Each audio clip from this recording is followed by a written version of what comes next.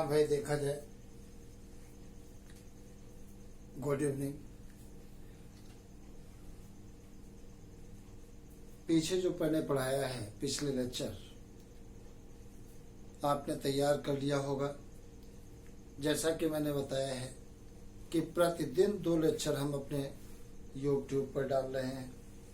किस लिए डाल रहे हैं ये भी मैंने तुम्हें बताया है। और तुमसे मैंने एक बात कही है कि अधिक से अधिक लोगों को आप कन्वे करें, सब्सक्राइब करें, जिससे ज़्यादा से ज़्यादा लोगों तक जाए मैटर और ज़्यादा से ज़्यादा लोग इससे लाभान्वित हो। और तुम्हें मालूम है मेडिकल कॉलेज के नंबर तो बढ़ ही गए हैं, सीटें भी बढ़ गई हैं। तो मेरे द्वारा अगर किसी का कल्याण हो जाए तो इससे बढ़िया बात कुछ नहीं हो सकती है। तो आप मेरे चैनल को, मेरे YouTube को जरूर सब्सक्राइब करें और अपने यार दोस्तों को भी बताएं, जैसे वो भी इससे लाभ ले सकें। अगर मैंने पहले भी बताया है, मेरे YouTube के लेक्चर को लगातार पढ़ रहे हो तो निश्चित रूप से 100% 300 प्लस नंबर आएंगे। बस ये है सीरियस होकर के कोई भी लेक्चर मेरा मिस न होने पाए, क्योंकि मैं कंटिन्यूटी में लेक्चर डाल रहा हूं और पर डे 2 लेक्चर डाल रहा हूं। तो और ये नीट तक मैं पूरा सिलेबस कंप्लीट कर लूंगा। और मुझे जैसे जानकारी मिली है जुलाई लास्ट या अगस्त के फर्स्ट वीक में PMT का एग्जामिनेशन होगा, नीट होगा।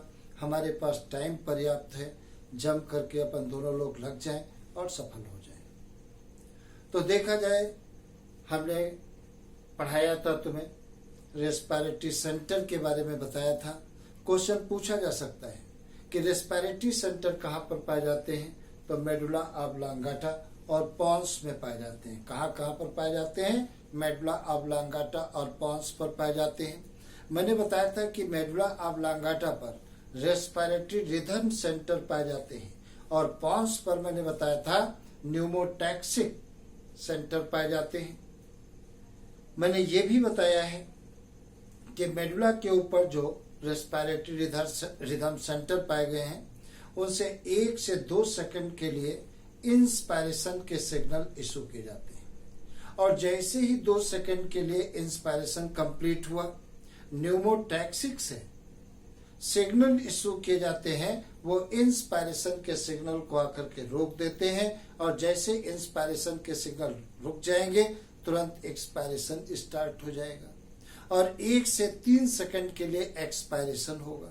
और जैसे 1 से 3 सेकंड कंप्लीट होंगे, न्यूमोटैक्सिक से सिग्नल स्टार्ट होना बंद हो जाएंगे, मतलब एक्सपायरेशन रुक जाएगा और फिर रेस्पिरेटरी रिदम सेंटर से इंस्पायरेशन के सिग्नल इशू किए जाते हैं। इस प्रकार से ब्रीदिंग रेट हमारी कंट्रोल रहती है। एक बात तुम्हें याद रखना है, क्वेश्चन पूछा जा सकता है, अगर स्ट्रॉन्ग न्यूमोटॉक्सिक सिग्नल है तो रेट ऑफ इंस्पायरेशन क्या हो जाएगा या इंस्पायरेशन की टाइमिंग क्या हो जाएगी? रिड्यूस हो जाएगी। अगर इंस्पायरेशन की टाइम रिड्यूस हो जाएगी तो ब्रीदिंग रेट फास्ट हो जाती है। और अगर न्यूमोटैक्सिक सिग्नल वीक होंगे तो इंस्पायरेशन का टाइम क्या होगा? इंक्रीज हो जाएगा। और इंस्पायरेशन का टाइम अगर इंक्रीज हो गया तो रेट ऑफ ब्रीदिंग क्या हो जाएगी? सैलो हो जाएगी, धीमी हो जाएगी। इस प्रकार से ब्रीदिंग की रेट फास्ट होगी या स्लो होगी, यह किस पर डिपेंड करता है? न्यूमोटैक्सिक से जो सिग्नल इशू होते हैं उनकी स्ट्रेंथ पर डिपेंड करता है। तुमने देखा है कि अगर जो हम डर जाएं या दौड़ते हैं तो ऐसे करने लगते हैं, हाँफने लगते हैं। क्यों ऐसा होता है? क्योंकि न्यूमोटैक्सिक से सिग्नल जो इशू होते हैं वो स्ट्रांग इशू होते हैं और वो इंस्पायरेशन के सिग्नल्स के टाइम को रिड्यूस कर देते हैं, जिससे रेट ऑफ ब्रीदिंग क्या हो जाती है? फास्ट हो जाती है। दूसरी बात मैंने ये बताई कि रेस्पिरेटरी रिदम सेंटर के पास ही कीमो सेंसिटिव एरिया पाई जाती है। और कीमो सेंसिटिव एरिया जो होती है वो CO2 और H प्लस आयन के प्रति बहुत ज़्यादा सेंसिटिव होती है। जैसे ही ब्लड में CO2 की कंसंट्रेशन या H प्लस आयन की कंसंट्रेशन बढ़ती है, तुरंत इनसे सिग्नल इशू किए जाते हैं और ये क्या काम करते हैं, रेस्पिरेटरी रिदम सिग्नल तक, रेस्पिरेटरी रिदम सेंटर तक पहुंचते हैं और रेस्पिरेटरी रिदम सेंटर फिर CO2 को बाहर निकालने के लिए ब्रीदिंग की रेट को फास्ट कर देता है। दूसरा मैंने बताया है एओर्टिक आर्च और कैरोटिड आर्टरी पर रिसेप्टर्स पाए जाते हैं। ये रिसेप्टर्स भी क्या होते हैं, CO2 और H प्लस आयन के प्रति बहुत ज्यादा सेंसिटिव होते हैं। जैसे ही ब्लड में CO2 और H प्लस आयन की कंसंट्रेशन बढ़ेगी, रिसेप्टर से सिग्नल इशू किए जाते हैं और रेस्पिरेटरी रिदम सेंटर तक पहुंचते हैं। फिर रेस्पिरेटरी रिदम सेंटर ब्रीदिंग को कंट्रोल करके, फास्ट करके CO2 को बाहर निकाल देता है। इस प्रकार से ब्रीदिंग हमारी कंट्रोल रहती है। और तुम जरूर याद रखना, एक हेल्दी व्यक्ति, स्वस्थ मनुष्य में रेट ऑफ ब्रीदिंग कितनी होती है, 12 से 16 बार पर मिनट होती है। मतलब 1 मिनट में 12 से 16 बार ब्रीथ करता है। और तुमको अभी अभी मैंने बताया था पिछली क्लासों में 100 ml oxygenated blood 5 ml oxygen को डिलीवर करता है। कहाँ? लंग से टिश्यू में। और 100 ml deoxygenated blood 4 ml CO2 को डिलीवर करता है फ्रॉम टिश्यू टू लंग। ये दोनों बातें बहुत इंपॉर्टेंट है। और रेस्पिरेटरी सिस्टम की ओरिजिन कैसी होती है, एंडोडर्मल होती है। कैसी है? एंडोडर्मल होती है। तो इतनी बातें मैंने पिछली क्लास में तुम्हें बताई थी। अब देखा जाए क्या होता है। रेस्पिरेटरी डिसऑर्डर्स भी होते हैं। रेस्पिरेटरी डिसऑर्डर्स में क्या है, जैसे अस्थमा होता है। अस्थमा पर जरूर तुम्हें याद रखना है, अस्थमा एक डिजीज नहीं है। अस्थमा क्या है? एक एलर्जी है। क्वेश्चन पूछा जा सकता है, अस्थमा क्या है? डिजीज है, एलर्जी है, बोथ नन। तो अस्थमा क्या है? एक एलर्जी है, डिजीज नहीं है। अस्थमा में क्या होता है, ब्रोंकाई और ब्रोंक्यूल्स में इन्फ्लामेशन आ जाता है। जब ब्रोंकाई और ब्रोंक्यूल्स में इन्फ्लामेशन आ जाता है तो हमें ब्रीथ करने में कठिनाई होती है, ब्रीदिंग में प्रॉब्लम आ जाती है, तब उसे क्या कहते हैं? अस्थमा कहते हैं। और नेक्स्ट कौन सा होता है? इम्फाइसीमा होता है। इम्फाइसीमा पर क्वेश्चन भी आ सकता है। अस्थमा भी बहुत इंपॉर्टेंट और इम्फाइसीमा भी इंपॉर्टेंट है। एक क्रोनिक डिजीज है। इसमें क्या होता है, देखो इसमें क्या होता है, ध्यान से सुनिए। मैंने बताया था कि ये मान लेते हैं ये ट्रैकिया है। ये क्या है? ट्रैकिया डिवाइड होकर के क्या बनाती है? ब्रोंकाई बनाती है। अब एक लंग अपना ये है और एक लंग अपना ये है। ये मैंने तुम्हें बताया। मैंने बताया था कि प्रत्येक लंग बहुत सारे छोटे छोटे सैक से मिलकर बना होता है। इन सैक को क्या कहते हैं? एल्वोलाई कहते हैं। क्या कहते हैं? एल्वोलाई कहते हैं। और प्रत्येक एल्वोलाई का कनेक्शन डायरेक्ट एटमॉस्फेयर से होता है। मतलब एटमॉस्फेयर से ऑक्सीजन डायरेक्ट आकर के एल्वोलाई में भरती है और एल्वोलाई से CO2 डायरेक्ट एटमॉस्फेयर में छोड़ दी जाती है। तो ये क्या कहलाती है? एल्वोलाई कहलाती है। ये एल्वियोलाई कहलाती है। एल्वोलाई रेस्पिरेटरी सरफेस एरिया को बढ़ाते हैं। मैंने तुमको बताया था कि लंग के अंदर एल्वोलाई का नंबर मोर देन 750 करोड़ होता है। अब देखा जाए क्या होता है, बहुत सारे होते हैं एल्वोलाई और प्रत्येक एल्वोलाई का कनेक्शन डायरेक्ट एटमॉस्फेयर से है। होता क्या है एम्फाइसीमा में, जो लोग सिगरेट पीते हैं उनमें एम्फाइसीमा डिजीज हो जाती है। मतलब स्मोकिंग के कारण होती है। अब ये क्यों होता है? जो लोग स्मोकिंग करते हैं उनमें क्या होता है, जो स्मोक होता है वो एल्वोलाई की वाल पर आकर ऐसे डिपॉजिट हो जाता है। जब एल्वोलाई की वाल पर डिपॉजिट हो जाता है तो तो एल्वोलाई धीरे धीरे क्या हो जाती है, नष्ट हो जाती है। एल्वोलाई की वाल नष्ट हो गई। अब एल्वोलाई को डिवाइड करने वाला सेप्टम जब नष्ट हो गया, 2 एल्वोलाई की जगह पर केवल 1 रह गई। एल्वोलाई का नंबर लगातार क्या होगा, अब सपोज करिए यहाँ पर देखो, एक एल्वोलाई ये, एक ये, एक ये, अगर यहाँ पर स्मोक आकर के जमा हो जाएगा तो ये वाल क्या हो जाएगी, डैमेज हो जाएगी। अब जब ये वाल डैमेज हो जाएगी, अभी देखो 1 2 3 एल्वोलाई है, अब ये एल्वोलाई की वाल डैमेज हो गई तो एल्वोलाई का नंबर क्या हो गया, कम हो गया। अब देखो 3 की जगह पर 1 बड़ा चैम्बर रह गया।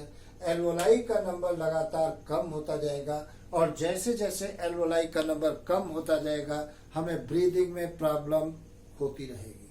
तब वो डिजीज को क्या कहते हैं, एम्फाइसीमा कहते हैं। तो एम्फाइसीमा का मेजर रीजन क्या है, स्मोकिंग होती है। तो जो लोग स्मोकिंग करते हैं उनमें एल्वोलाई की वाल धीरे धीरे डैमेज होती है और जब एल्वोलाई की वाल नष्ट हो जाती है तो नंबर ऑफ एल्वोलाई लंग के अंदर क्या होंगे, कम हो जाएंगे। और नंबर ऑफ एल्वोलाई कम हो जाएंगे तो लंग की सरफेस एरिया डिक्रीज हो जाएगी। इसका मतलब ब्रीदिंग में प्रॉब्लम आ जाएगी। तो इस डिजीज को क्या कहते हैं, एम्फाइसीमा। तो एम्फाइसीमा कैसी है, एक डिजीज है लेकिन अस्थमा डिजीज नहीं है। ये क्या है, एक एलर्जी है। दूसरी बात देखा जाए,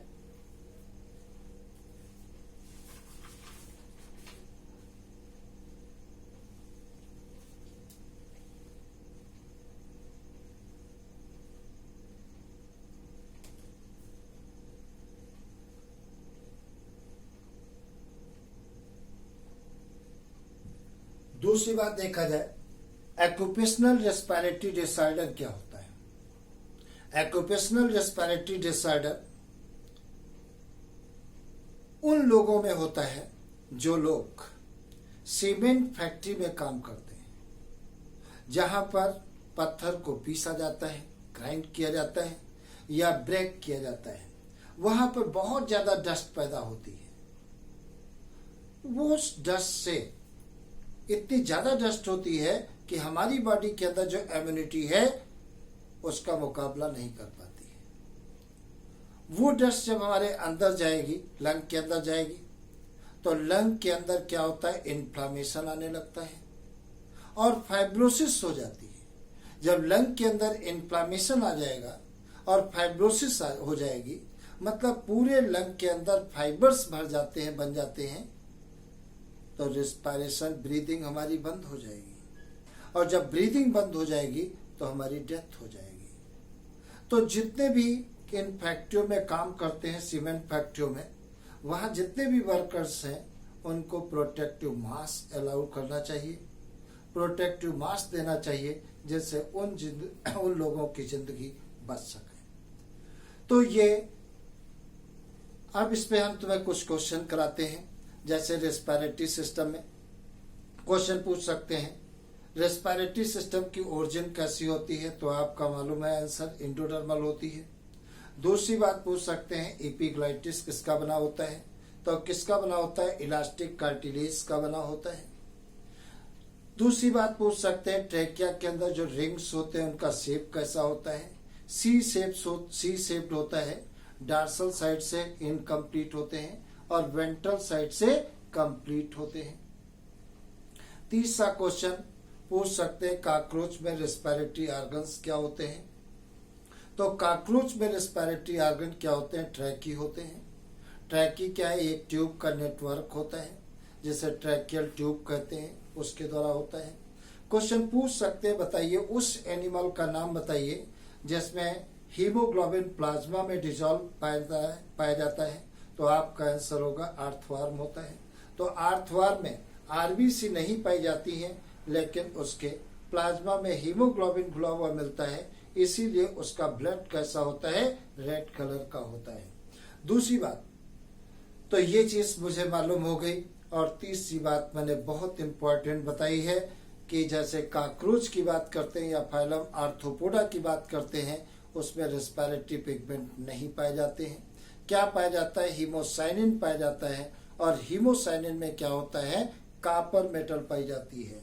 और हीमोग्लोबिन क्या है? एक रेस्पिरेटरी पिगमेंट है और इसमें आयरन पाया जाता है। और आयरन किस स्टेज में पाया जाता है? Fe2 स्टेज में पाया जाता है, मतलब फेरस कंडीशन में पाया जाता है।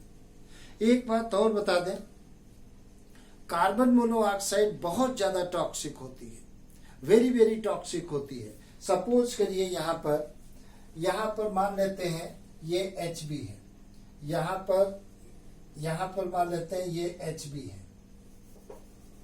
यहाँ पर मान लेते हैं ये Hb है, हीमोग्लोबिन है, और यहाँ पर ये ऑक्सीजन है, O2 है, और यहाँ पर ये CO है, कार्बन मोनोऑक्साइड है। अब देखा जाए क्या होता है, कार्बन मोनोऑक्साइड की एफिनिटी हीमोग्लोबिन की तरफ कितने टाइम्स होती है? 230 time, 230 time greater than, 230 time greater than किससे? ऑक्सीजन से। मतलब ऑक्सीजन में अगर जो 1 टाइम है एफिनिटी हीमोग्लोबिन के साथ, तो कार्बन मोनोऑक्साइड की 230 टाइम ज्यादा होती है। तो अगर जो किसी ऐसे प्लेस में आप रह रहे हैं जहां पर ऑक्सीजन भी है और कार्बन मोनोऑक्साइड भी है, तो कार्बन मोनोऑक्साइड हीमोग्लोबिन के साथ बहुत तेजी से जाकर के अटैच हो जाएगी और उसी जगह पर जाकर अटैच होती है जहां पर ऑक्सीजन अटैच होती है।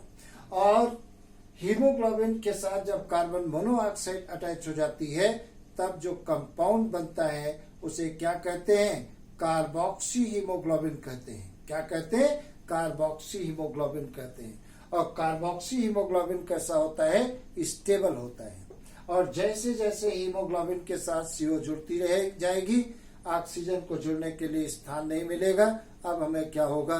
बहुत बेचैनी होगी। अगर तुरंत उस स्थान से हम नहीं हटते हैं तो धीरे धीरे क्या हो जाएगी? हमारी डेथ हो जाएगी। इसलिए कभी भी याद रखना, पत्थर का जो कोयला होता है उससे जलती हुई अंगीठी कभी भी बंद कमरे में रख करके नहीं सोना है।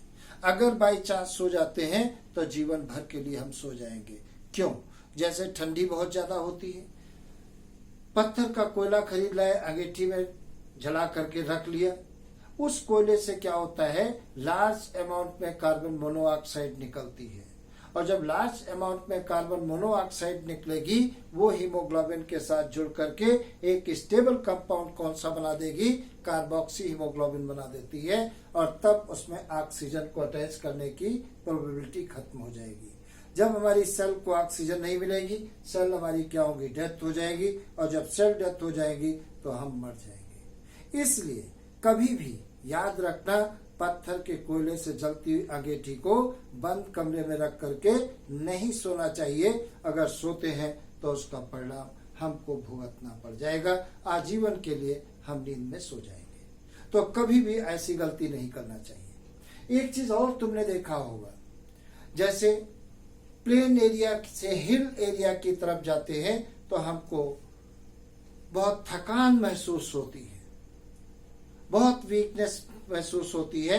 अगर काफी ऊंचाई तक जाते हैं तो हमको नासिया फील होती है और कभी कभी उल्टियां भी होने लगती है। क्यों? क्योंकि प्लेन एरिया में ऑक्सीजन की कंसंट्रेशन क्या होती है? ज्यादा होती है। और जैसे जैसे हम हिल की तरफ बढ़ते हैं, पहाड़ों की तरफ जाते हैं, ऑक्सीजन की कंसंट्रेशन एटमॉस्फेयर में कम हो जाती है। और जब ऑक्सीजन की कंसंट्रेशन कम हो जाएगी तो पर्याप्त मात्रा हमको नहीं मिल पाएगी, जिससे हमारा ब्लड ऑक्सीजन को पर्याप्त मात्रा में ट्रांसपोर्ट नहीं करेगा। और जब ट्रांसपोर्ट नहीं करेगा तो हमें वीकनेस फील होगी, नासिया फील होगी। अगर हम उस हिल पर जाकर के 2-4 महीने के लिए रुके तो क्या होता है? हमारी बॉडी के अंदर हीमोग्लोबिन का प्रोडक्शन बढ़ जाता है, आरबीसी का प्रोडक्शन बढ़ जाता है। ये हीमोग्लोबिन अधिक से अधिक ऑक्सीजन मॉलिक्यूल को बांध सके। और जब अधिक से अधिक ऑक्सीजन के मॉलिक्यूल को बांधेंगे तो हमारी बॉडी के अंदर जो नासिया की फीलिंग थी धीरे धीरे दूर हो जाएगी और हम एडाप्टेड हो जाएंगे उस हिल एरिया में रहने के लिए। इसीलिए तुमने देखा होगा, जो लोग हिल में रहते हैं उनके जो चेक्स होते हैं वो एकदम रेड कलर के होते हैं। क्यों? क्योंकि उनकी बॉडी के अंदर आरबीसी का नंबर, हीमोग्लोबिन का नंबर नॉर्मल से ज्यादा होता है, इसीलिए उनके चेक्स रेड कलर के होते हैं। तो ये बातें अपने को हो गई। और तुमको मैंने बताया है हीमोग्लोबिन के अंदर हीम कितना पाया जाता है, 1 मॉलिक्यूल, और ग्लोबिन हीम कितने होते हैं, 4, और ग्लोबिन कितना होता है, 1। हीम कितने परसेंट पाया जाता है, 5%, और ग्लोबिन कितने परसेंट पाई जाती है, 95%। हीम और ग्लोबिन प्रोटीन दोनों आपस में किसके द्वारा जुड़े रहते हैं, कोऑर्डिनेट बॉन्ड के द्वारा जुड़े रहते हैं। दूसरी बात देखा जाए, मैंने तुमको बताया है कि लंग के अंदर ऑक्सीजन का पार्शियल प्रेशर कितना होता है, 104 मिलीमीटर Hg होता है, और जो पल्मोनरी आर्टरी ब्लड को ले जाती है उसमें पार्शियल प्रेशर कितना होता है, ऑक्सीजन का 40 होता है। तो यहां पर पार्शियल प्रेशर का डिफरेंस होने के कारण लंग से ऑक्सीजन कहाँ जाती है, कैपिलरी के ब्लड में आ जाएगी, और जो कैपिलरी का ब्लड था उसमें पार्शियल प्रेशर कितना था, CO2 का कितना था, 45 था, और लंग के अंदर एल्वोलाई के अंदर पार्शियल प्रेशर कितना था, बोलो भाई कितना था, 40 था।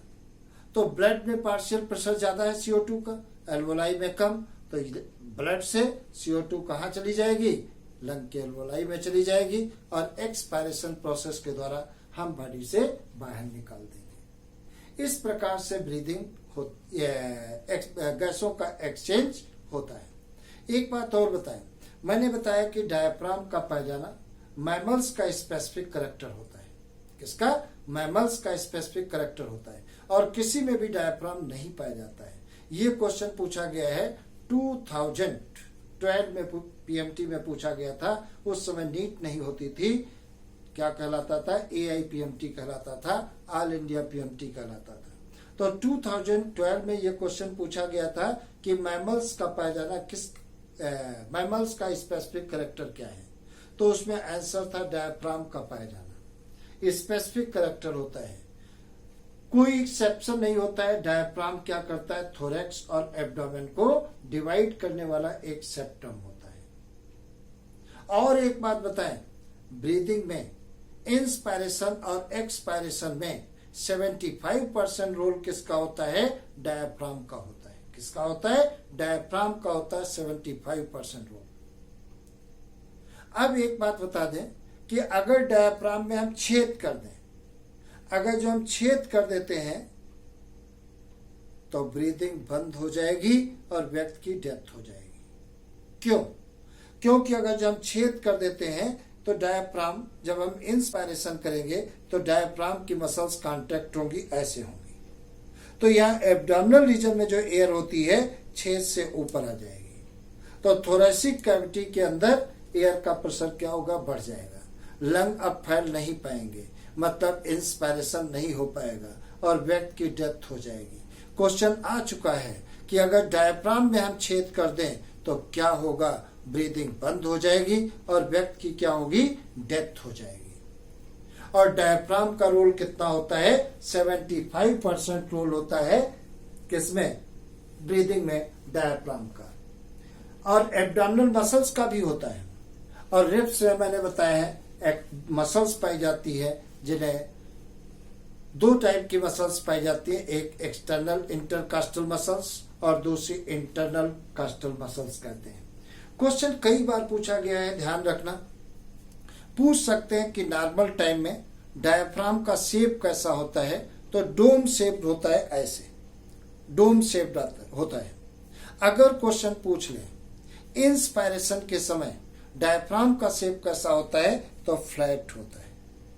तो इंस्पायरेशन के समय डायफ्राम का शेप डायफ्राम का शेप कैसा होता है, कैसा होता है, फ्लैट होता है। और एक्सपायरेशन के समय कैसा होता है, डोम शेप्ड होता है। नॉर्मल समय में भी कैसा होता है, डोम शेप्ड होता है। तो इस प्रकार से ब्रीदिंग और गैसों का एक्सचेंज चैप्टर तुम्हारा खत्म हुआ। कल से अपन पढ़ेंगे circulatory system. Best of luck, जम करके पढ़ाई करो और सफलता पाओ।